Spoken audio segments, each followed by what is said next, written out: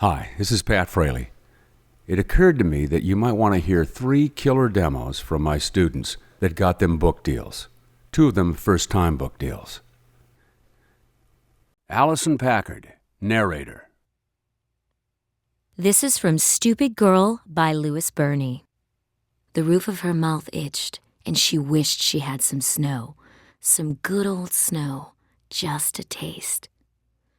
Money? She laughed. From who? I hate to rain on your parade, but there's no one in the continental United States who'd even notice I'd been kidnapped, which, let me tell you, is a really pleasant thought to consider. Disney will, he said. He had a narrow, angular face like a wedge, and a way of leaning a little bit forward all the time, as if he was always in the middle of squeezing through a tight place. They don't give a shit about you now, but once the word gets out that Snow White has been kidnapped, do you know what kind of media attention this will get? What's Disney gonna do then, when every evening over Tom Brokaw's shoulder there's a little blue box with your picture? Day 17, the Snow White crisis. They'll pay $1 million. $2 million. That's ashtray change for a company like that. And you'll be famous. Suzanne Bailey. 10 minutes after it's over, you'll be curled up on a sofa across from Barbara Walters, telling the tale of how you survived your terrifying ordeal. This is from Phobic Love by Edith Cohen. The field at the Bridlewood Polo Club stretched long and green, 300 yards of pure open air. From the top of his horse, Archer took a deep breath. The sky was like a drug. No, better than a drug, because drugs didn't work. Drugs didn't make him feel like this. Normal, relaxed, free. Only the field did. And the price for such spacious luxury was to ride fast and swing hard. So he thundered down the green on his favorite horse, Jasmine, until the wind on his skin was an armor of confidence. He rode until he heard his favorite sound, puck. His mallet swung and connected. A hit to John Paul by the goal. His patron tapped it in. Score. Every yard smiled. Every blade of grass cheered. The adrenaline rush reached the stands. Archer's mother, his best friend, and a scattering of upper-crust Long Islanders screamed. But it was always after the match when Archer felt like screaming. This is from Invisible Audrey Appleton by Tom Gray. Why didn't you tell me? Tell you what? Why didn't you tell me your dream ability was transforming into a cat? This whole time I thought it had something to do with good acrobatics. But no, you have the ability of a cat. What difference does it make what dream ability I have? I just saved your life. The lie makes all the difference in the world. Friends don't lie to one another. I never lied, said Kit. You believed what you wanted to believe. Besides, whoever said we were friends? Just because we're both on the run from the Dark Army doesn't make us friends. Oh, that's just great. Jack threw his hands in the air. So if we're not friends, why did you just risk your life to save us? Because I need you. That's the only reason, you fedora-loving nitwit. It was your idea to come to Everest. It was your idea to see Slick Rick. I need you to get me to Bear City. That's it. Friends? Ha! Since when have I ever wanted friends? Her words stung the air, instantly silencing the astonished boy. Even Kit herself looked like she couldn't believe she had just said all that. They glared at each other with intense anger. Finally, Kit let out a long, irate sigh. And for the record, my dream ability isn't transforming into a cat. I am a cat! Byron Wagner, narrator. This is from The Face of a Naked Lady by Michael Rips. By my senior year in high school, I rarely ate lunch at the school. On some days, my friend Keith and I would go out. On some days, I would meet my father. More often than not, I would eat alone at one of the old restaurants downtown. One afternoon, I decided to have lunch at the Silver Pit, a small concrete hut that served ribs and pig snouts, and which was one of the several places in South Omaha to which my father regularly returned. The cook, owner, and waiter was named Jasper, and my father liked him, though the two of them probably said no more than 3 or 4 words in the many decades that my father ate there. Walking to the parking lot, I discovered that my car was gone, and the man in the booth was missing. The police caught up with me at the end of the day to say that the car had been found in the very same spot where I had parked it in the morning. 2 weeks later, the story repeated itself. I went to the lot in the middle of the day. The car was gone. I called the police, and they found it in the lot. The third time this happened, I dispensed with calling the police. What I'd learned from the police was that the car was so old that the key to the ignition was stripped, and the car could be started with anything thin enough to be slipped into the keyhole. Someone was breaking into my car, driving it for the day, and then returning it in time for me to get home.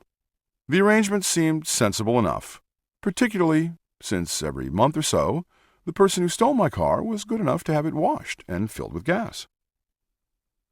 This is from Atomic Lobster by Tim Dorsey. Here's your chance. I'm going to leave now. If you can figure a way out, you're free to go. Let's see. Handcuffs prevent you from getting at the noose, seatbelt, or gear shift. So you better keep that foot on the brake. But then you'll get hit by the train, which can't see or hear you because I pulled those fuses to the horn and the lights. So you better step on the gas. But then the seatbelt and shoulder strap will hold you in the car, and your head will pop off. Therein lies the dilemma. When you hear that train coming round the bend, what will you do? Brake or gas? Deal? No deal? Serge scratched his head. You're in a real jam. But I'm sure you'll figure something. I got the impression you thought you were a lot smarter than me. Serge walked back to his own car, starting to sing.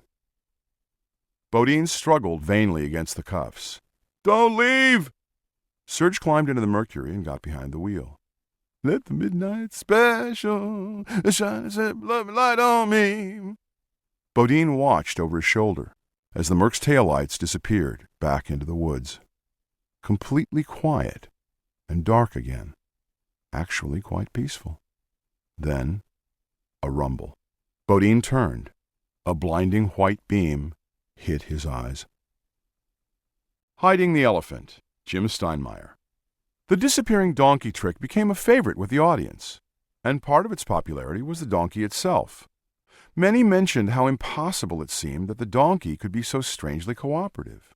With never so much as the sound of a departing hoof, one review commented, it was as if the intelligent creature had discovered the secret of the fourth dimension. Morit was careful to demonstrate that no one was concealed inside the stable at the beginning of the illusion. Then the clown led the donkey up the ramp and instantly jumped out again, leaving the donkey alone inside for the disappearance.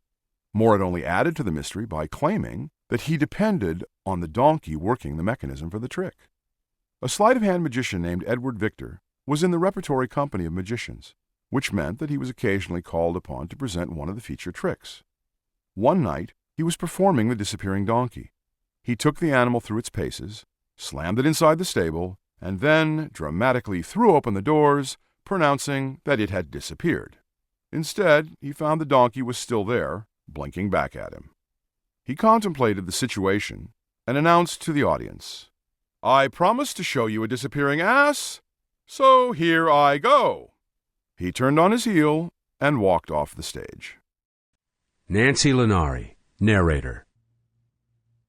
This is from Smolder by Sammy Jo Foresca. The doorbell rang. Susan closed her email program and dashed to the foyer. Buddy beat her there.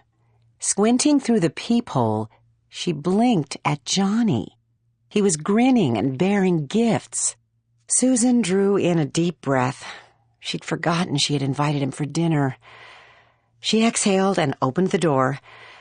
Come on in, Johnny. Susan picked a piece of white fur from her sleeve and tried to avoid his eyes. I'll just say it. I forgot all about inviting you to dinner. I'm so sorry. I was reading my emails and the date got away from me. He smelled exceptionally good. Why did he have to be so damned hot? That guy oozed pheromones. Of all the guys to befriend poor widowed her, why did it have to be him? Looking that good and being so sweet. That's okay. I bought some wine, caviar, and cheesecake. We can just order out for Chinese or something if we get real hungry. Oh, here. Johnny handed her flowers. This is from Bergdorf Blondes by Plum Sykes. Talking of princesses, Mimi's shower was packed with the Park Avenue version. Everyone was there except, oddly, Julie, the biggest princess of them all. The most glamorous girls were all working the $325 Chloe jeans look. They looked deliriously happy. Then there was another group who were working the Harry Winston engagement ring look, and they seemed what I can only describe as beyond radiant. Jolene Morgan, Carrie Phillips, who had the biggest ring, but then she'd gotten a deal because her mom was a Winston, and KK Adams were in this group. Soon they abandoned the main party for an engagement ring summit in Mimi's bedroom, which is so big an entire dorm could sleep in it. Everything in there is upholstered in dove-gray chintz, even the insides of her closets. When I finally got poor George sorted out and off of my cell, I joined them. Jolene, who's curvaceous and blonde and pale and worships Sophie Dahl because she's heard she's never sunbathed in her life, has been engaged twice before. I wondered how she could be sure that this latest fiancé was the right one. Oh, easy. I've got a new watertight method of selection. If you use the same criteria to choose a man that you would when you choose a handbag, I guarantee you'll find one that suits you perfectly, she explained. This is from Get Out of My Life, But First Could You Drive Me and Cheryl to the Mall by Anthony Wolfe. Meredith, would you please take those dirty glasses into the kitchen? Why? They're not mine. I don't care if they're not yours, Meredith. You live in this house, and I am asking you to take those glasses out into the kitchen. But they're not mine. I don't have to do it. Meredith, you're asking for it. You're asking for it. A couple of generations ago, the above conversation would never have taken place, but it's common enough today. Teenagers have changed. This is not an illusion. Teenagers treat the adults in their lives in a manner that is less automatically obedient, much more fearless, and definitely more outspoken than that of previous generations.